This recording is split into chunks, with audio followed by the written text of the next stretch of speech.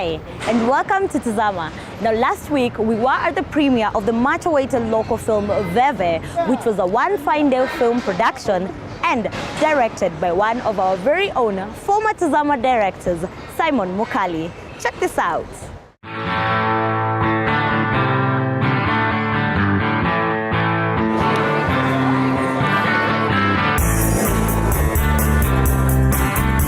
Today we are at the Century Cinema at the junction where the premiere of Veve is going down tonight, and I am catching up with the director of the movie, Simon. But before we know him a little bit better, I do have a question for you. What do you do with your old electronics? Catch up with Maurice Onyango as he introduces us to young Kenyans who are making lemons out of the lemonade that is e-waste.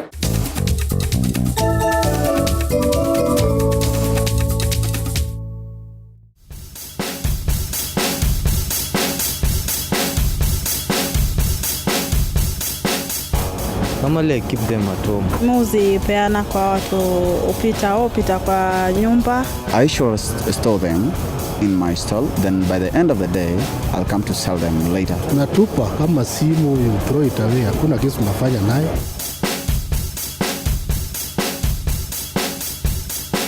Electronic waste is now Kenya's fastest growing waste component. The United Nations Environment Programme (UNEP) estimates that over 17,000 tons of electronic waste is generated in Kenya annually. This is made up of personal computers, refrigerators, mobile phones, among many other electronics. These keyboards right here are not working, and what might happen to them is this. Our homes and offices are filled with so many electronics that are not working. Today I'm going to show you how you can make something nice out of them, as well as make some cash from it and conserve the environment.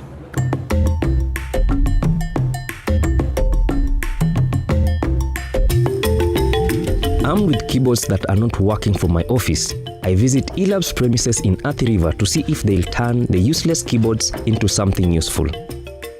eLab is a startup that aims at eradicating electronic waste due to Africa's exponential increase in the number of electronic waste over the last couple of years. Meet Alex Mativo, co-founder of eLab, an innovative venture that seeks to eradicate electronic waste in Nairobi. eLab was started in 2013 by Alex and his friend Simon Mumu. It's the first of its kind in Kenya. Alex decided to make a Tazama city block from the obsolete keyboards. eLab identifies electronic waste from households in our community, from individuals who have obsolete electronic equipment, and we collect them on a monthly basis and offer this as a service. We then secondly get our e-waste from local entrepreneurs who own shops for making electronic devices. The two University of Nairobi students were inspired to start eLab by the availability of electronic waste, which many people never saw as raw material that can be used to make nice art pieces. eLab makes products for three industries in Kenya: the fashion industry, the art industry, and the Juakali sector. Currently, eLab is made up of 7 members, all of them university students. Alex is in charge of designing furniture and art products, while Joan Wanjiru designs their fashion products. Joan is pursuing a bachelor's degree in fashion and design. What inspires me is the fact that no one has ever used electronic waste to make fashion stuff, fashion elements. We use electronic waste such as capacitors and electronic chips. They also incorporate beads on their jewelry products, but most of it is exclusively made from electronic waste. For instance, this hand bracelet is made up of 8 capacitors and copper wire from e-waste. This pair of earrings is made up of different capacitors and transistors. Then they used copper wire to connect them. My market consists of individuals as well as corporate who are in the fashion industry. For the art industry, we have sculptures and amazing artwork made exclusively out of electronic waste. And for the Juakali sector, you have your everyday objects that you use in your household. For instance, your furniture or your key holders. For their furniture products, eLab has a wide range of market comprising of corporates and individuals. One of their corporate clients is the startup garage located along Ngong Road in Nairobi. So these are some of the products that we have at eLab. We have different parts from computers, radios, and TVs. This is a tool that I made out of a motherboard from a Dell computer. As you can see, I incorporated wood and glass and then put EVs inside. And how strong are these furniture? Our future plan is to expand out of Athi River, going to Nairobi, where we have numerous industries producing over 3,000 tons of electronic waste every year.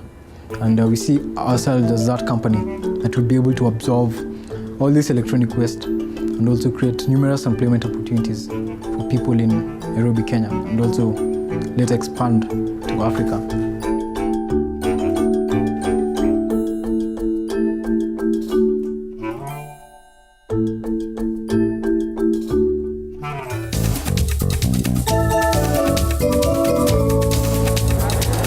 Welcome back. Hi Simon, how are you doing? Very fine. Are you feeling? I'm feeling excited. I mean, it's a great crowd. It's fantastic weather. Thank God people have managed to come here. It's a fantastic, good energy. So let's see what happens. I'm looking forward to the premiere. So just tell us a little bit about the film. Well, Veve, it's the story of multiple characters who are trying to find themselves, trying to find closure in their lives, or trying to fulfill a need in their lives. Against the backdrop of course, the business of Mirage, the buying and selling, and you all know that it's a $1 million kind of industry. So it's a drama with some thrilling sequences. So people better make time to watch it. So I think they'll enjoy it. Yeah, I'm looking forward to that. So what was your first directing experience? My first directing experience, I worked first on Tazama, actually. Awesome. So yes, but that was way back. I mean, quite a number of years ago, and it was a fantastic experience. That's when I fell in love with documentaries, because actually my passion is for documentaries and films. And so I'm very keen on that, and I've just gotten into films, and I hope I'll be able to make more projects after this one. The Kenyan film industry is looking bright, to be honest. The future is bright. Right now we have a lot of people who are taking the risks to, put out their ideas. They may not have much money, but they're taking the risks to actually, you know what, I'm going to do this story and let's see where it goes. So right now there's a lot of excitement around East Africa and Africa as a whole, because now we have so many stories, and all we need is for more people to build the capacity, the abilities to actually take the step further, write down scripts, shoot proper well-produced stories, and we'll be home and dry. So when is the movie opening up in cinemas? The movie is premiering tonight, and as you can see, the crowd is very excited. I'm just crossing my fingers that they'll be able to identify with it. But also we are opening now for general release on the 5th and 6th of September. So everybody, if you get the chance, please hit the cinemas. We're also coming to Mombasa and Kisumu. So Mombasa, we're hitting there on September the 5th, and Kisumu September the 6th. So from that time onwards, people can go to the cinemas and be able to enjoy Veve. Veve the movie, not Veve the plant, okay? So just be safe and enjoy it. Okay, thank you so much, Simon. Thank you. There you have it from the director himself. Tazama will, however, take a short break, and we will be back shortly.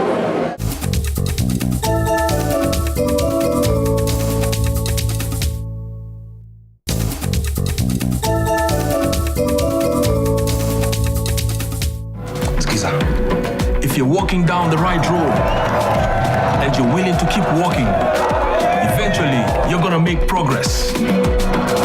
Welcome back to Tazama. I have caught up with the main actor of the movie Veve. So tell us a little bit about the role you played. Well, I played the role of a politician who's also a businessman and a family man. And he had a very interesting way of life. So he began as a hustler, made his way to the top, and his past catches up with him. All right, so what can we expect? It's interesting. I really don't know what to expect, but expect some nice action. Some nice action. All right, I'm looking forward to that. So I'm gonna go and watch the movie. While you're at home, you should watch Sarah Mwangi's story on the state of housing in the country.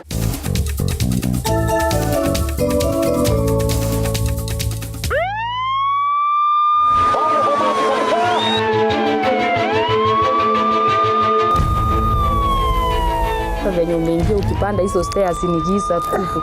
Sasa hakuna vile upepo inaingia na jua hata uioni. Even standing here, I still remember my friend, and it's so painful for me. Building standards in the country have been compromised.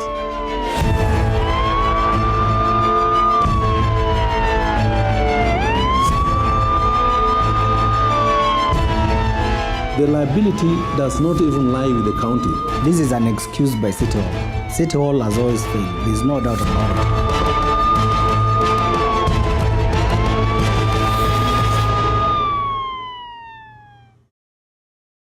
As per the 2009 National Housing and Population Census, the population of Nairobi was over 3.1 million people. This number seems to be on the rise as more people move to urban centers in search of greener pastures. As a result, more housing amenities have to be put up to meet this number of the citizenry. Kenya's Vision 2030 aims at transforming Kenya into a middle-income country by the year 2030. The social pillar of this vision seeks at providing a just and cohesive society in a clean and secure environment. Good housing is a major factor towards this. Tazama looks at the quality of housing in Nairobi to see if it's in line with this vision. Mi nikimove kwa mpya, kitu ya kwanza naangalianga ni the outside appearance because everything begins from the outside. Hiyo hao lazima niangalie kama choo iko smart, kama kuna maji, alafu floor imetengenezwa aje, kama iko spacious. Unajua zingine zinakaa ndogo sana hata unashindwa uwezi toshea. When I'm moving to a new house, I consider the rent, security and space, the interior decor. These are the things most Kenyans consider before moving to a house. But did you know there are other important considerations you need to make? Apart from the occupation certificate, you should ensure the house has a lift if it goes beyond 4th floor. If in Nairobi, ensure the house is built on about 80% of the plot. The other 20% should be left as open space to provide lighting and ventilation to the building. This is not a consideration that many Kenyans make. This may be due to either ignorance or lack of information. To find out if a house is habitable, you need to ask for an occupation certificate. Once a building has been put up, before it is occupied, the local authority in the area, whether it is Nairobi or wherever else, is expected to issue an occupation certificate to the owner of the building. Now, this is after inspecting that building and them being convinced or sure that it has been put up in a proper way. It's around 12:45 p.m. and we're in Pipeline Estate. For you to go up this 7-story building, you can hardly see anything. Hence, you require a source of light. However, this law has not been observed, and especially in some of Nairobi's estates, as we find out. Here we speak to Evelyn Mora, a resident of this estate.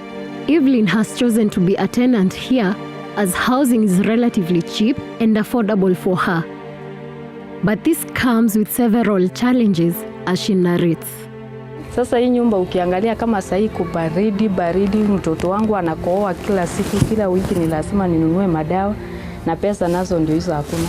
Mazingira si mazuri vile, ukiangalia hii nyumba tunaishi watu wengi, kuna wenye sasa tuseme kama hii nyumba yangu iko na simu hapo nje, hiyo simu kuna watu wanakuja wanamwaga maji machafu, sometimes unahisi harufu ndani ya nyumba, lakini hakuna vile utafanya juu hiyo nyumba sasa ndio uko na uwezo wa kuishi, sasa hakuna vile una otherwise.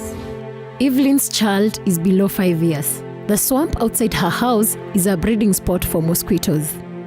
This worries her as malaria is the lead killer disease in kids under the age of 5 in Africa. Nguo ukianika asikauki. Nguo ukianika kama hapa nje, sasa mimi venye naishi hapa second floor, nikifua nguo za mtoto leo nitaanua hapa ya siku 3, kama nguo ni nzito nitaanua after ya siku 4. Hakuna vile nguo utafua ikauke na siku moja. Due to lack of lighting and sunlight in this place, clothes take time to dry. Worse still, people here have to cover their clothes with a polythene bag because the people living up also hang their clothes. So they put these polythene bags here to prevent water dripping from upstairs to their clothes. When you go to some of those buildings and you find they are very, very dark as you enter, I think the reasons are obvious. First of all, it means that that building was not designed, for example, by somebody who is qualified. A few meters in the same estate, we visit Wamboi Gathundo. She lives in an 8-story building and has to take the stairs to get to her bedsitter on the 6th floor. Other than the absence of a lift, the building lacks various basic safety requirements. Nimefunga dirisha na kamba kwa sababu nilikuja nikaingia kwa hii nyumba, sikupata zile vitu zinafunganga, nilipata kama zimetoka, sijawahi wekewa. Vioo zimekuwa zikianguka, hazirudishwi. These falling window panes are a disaster in waiting too. Accidentally, if a window pane falls and hits a passerby, this would cause them severe injuries or worse still, lead to death. People need to live dignified lives with no health hazards. Zinaanguka sana ni kwa sababu hii nyumba haina balcony. Sasa wale wanaweka hizi vioo, wanawekeanga tu kwa nyumba. Sasa kama ni hapa, anaingizia mkono hapa, anaweka cement hapa na anazungusha. Sasa tunaona haiwezi shika vile nyumba ikiwa na balcony anaweza weka kama amesimama hapo. Illegal constructions are put up by developers with greed for money. On average, a house in this estate costs about 6,000 Kenya shillings, with each flat consisting of about 60 units. In 1 month, a landlord makes about 360,000, which translates to over 4.3 million in 1 year. If the building regulations are followed to the letter, these are issues that tenants will not be facing. One of the basic requirements in construction is to have a site board. A site board contains names of all the consultants involved in the construction. This includes the architect, the developer, the engineer, the contractor, subcontractor, and the approval number. This is a requirement meant for public information so that, should anything happen, the public is aware of all those details. It's in this same estate that a building collapsed about 2 years ago, leading to the loss of lives. However, if such a case was to happen again, we would face challenges tracing the people involved. Despite the fact that a site board is a basic requirement for any form of construction, we managed to spot various ongoing projects that didn't have them. Despite allegations by City Hall that they have refused to approve any constructions in pipeline, several are still ongoing. Most of these have no signage, a clear indication that no inspection has been done. It's evident that building standards in the country have been compromised even after several buildings have collapsed in the past. Human dignity, health, and living standards have been ignored too. I will be visiting City Hall to talk to the people tasked with checking to ensure that houses are good for human habitats. People who are doing illegal developments are people who, at the onset, decided they are going to defy the law. So they would not put the board and do something else. The board you only put if you have gotten approval. If you find a building which is coming up and you do not see that kind of signage, then it means City Hall is not doing its work. Encroaching of service lanes such as road reserves and power is also evident here. What's more, a further walk in the estate reveals a more distressing image. Some people have pushed power lines further, ignorant of the danger it poses. That day, my friend was sleeping at the house, and then at 2 in the morning, he felt that he wanted to come outside here and maybe have a fresh air. When he reached here, he felt like vomiting. He vomited, but it was like he went too far. He was about to fall here. So now, he tried to, when he tried to come out of his place, it was impossible for him to stand. So I believe he clinched on these naked wires. That's where the accident happened. So he was electrocuted and he fell on this place. Any service lane is actually a right of way for any service. So any development that encroaches on a service lane is actually cannot even be redeemed. Yeah. If an enforcement is If it is subjected to any enforcement action, it will have to give way to the service, but not the service giving way to the development. These naked cables cover a stretch of about half a kilometer with buildings next to them. Despite Kenya Power promising to insulate these wires, they have remained naked since 2004. Even standing here, I still remember my friend, and it's so painful for me. That's why I'm saying, if Kenya Power does that so soon, I'll be happy, man, knowing that I'll not lose another friend. Truth is, building standards in the country have been compromised. We have lost lives in the past as buildings collapsed. The authorities in charge seem relaxed. Question is, how many more buildings have to collapse for the authorities in charge to take proper action? Up to the moment, we are saying we have not been covering all the construction. Yeah? And that is because the internal capacity is limited. I think the liability does not even lie with the county, because in this country, everybody has accountability. The law is you have been given ownership rights, but the government has held back development rights. You cannot develop your property because you own it. At some point, judiciary will be able to understand that when you give an injunction and you are not able to supervise what goes on in the ground, who are you strengthening? You are actually strengthening the hand of the violator, because the violator will use that order to continue constructing. They are allowed under the law to monitor any development which is ongoing. If someone comes up and says our hands are tied because the developers would come up and put up a different structure other than what is there, I think that is an excuse. When you give a Kenyan an injunction, you injunct a county, does it mean that you have actually waived the provisions of law? That these persons now should continue to violate it? A Kenyan translate like that the law is suspended, and he goes on constructing. The county should not be injuncted at all when you are dealing with safety of citizens. It is an area that at all costs the judiciary should resist protecting violators. This is an excuse by City Hall. To deal with illegalities in the construction industry, the National Construction Authority was established in 2011. Any contractor undertaking construction should be registered with this authority. As of now, the authority has registered about 25,000 contractors. We have got also another mandate of registering skilled workers, as I told you, which we are rolling out. And we're going to give IDs to every skilled construction worker in this country. And so if you're found engaging in construction and you don't have that, then it's a crime punishable by law. The penalties are hefty and they're actually prescribed in the Act. You could face up to 3 years in prison, or you could pay a fine of not more than 1 million shillings. The public should be aware that whatever is coming around you is part of your environment and you have a say. So you have a say, you have a right to inform the National Construction Authority of any construction activity you see. It could be a road, it could be a water project, it could be a building, it could be an extension. Then NCA will be able to move in and ascertain that the basics have been adhered to. If the process of getting approvals is made less costly, is made convenient, is made,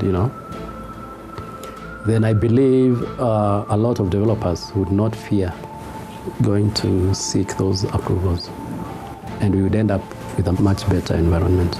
We are here to help contractors, but they must play by the rules and they must follow the laid down procedures, the laws, and the professional practice. The persons who are in charge of supervision, policing construction, they must be able to be competent, they must be able to be efficient so that they can be able to monitor and establish what buildings are being put where, and if so, whether those buildings have been given the requisite approval.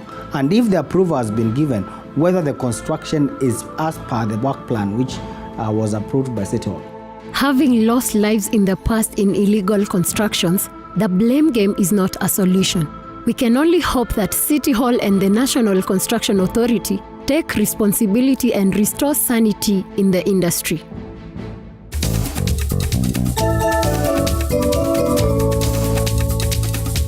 So the screening of the movie has come to an end, but before I tell you what I thought about the movie, First of all, I'm going to walk around and find out from everybody else what they thought. It's the first movie I have seen with characters out of Nairobi, which is a good thing to see.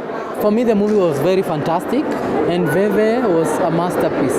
It was well delivered with wonderful actors. The script was superb. I just enjoyed myself there. Honestly, I loved it, and I think it's now up and up from here. So yeah, I can't wait to see the next one. I think everybody should see it. I loved the use of all our languages, Somali, Meru, Kiswahili, English, and everybody has something to take home. That's it for Tazama today, but not to worry, you can still catch us next week, same time, same channel. For any feedback, get back to us on the numbers on your screen, and you can follow us on Twitter at KTN Tazama Show, and also like our Facebook page, that is Tazama 6. So until next week, adios!